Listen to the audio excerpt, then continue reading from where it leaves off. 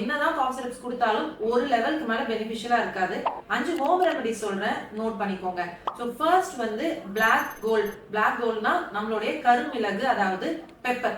So பெப்பரும் தேனும் இடிச்சு நீங்க குழந்தைங்களுக்கு தரலாம். இல்ல பெப்பரை வந்து மிளகு தூள் பிளஸ் மஞ்சள் தூளை பால்ல கொடுத்து கூட நீங்க நைட்டு கொடுக்கலாம். இதை கோல்டன் மில்க்னு சொல்றோம். குளிர்காலத்துல நிறைய வைரல் இன்ஃபெக்ஷன்ஸ் வருங்க. இந்த வைரல் இன்ஃபெக்ஷன்ஸ் போனாலும் வர இருமல் போகவே போகாது. அதுவும் நைட்ல எல்லாம் எந்திரிச்சு பெரியவங்களாகட்டும் சின்ன குழந்தைங்களாகட்டும் வர இருமல் இருந்துட்டே இருக்கும்.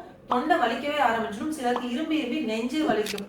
ரெண்டாவது தேனை வந்து அப்படியே ஒரு ஸ்பூன் கொடுக்கலாம். இல்ல தேனை வந்து வார்ம் வாட்டர் சுடு தண்ணியில மிக்ஸ் பண்ணியும் குழந்தைங்களுக்கு தரலாம். மூணாவது துளசி, கற்பூரவள்ளி இலை.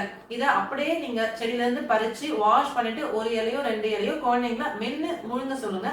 தொண்டைக்கு நல்லவே இதமா இருக்கும். நாலாவது சுக்கு, மிளகு, திப்பிலி இடிச்சு தேனோட குழைச்சு குழந்தைங்களுக்கு தரலாம்.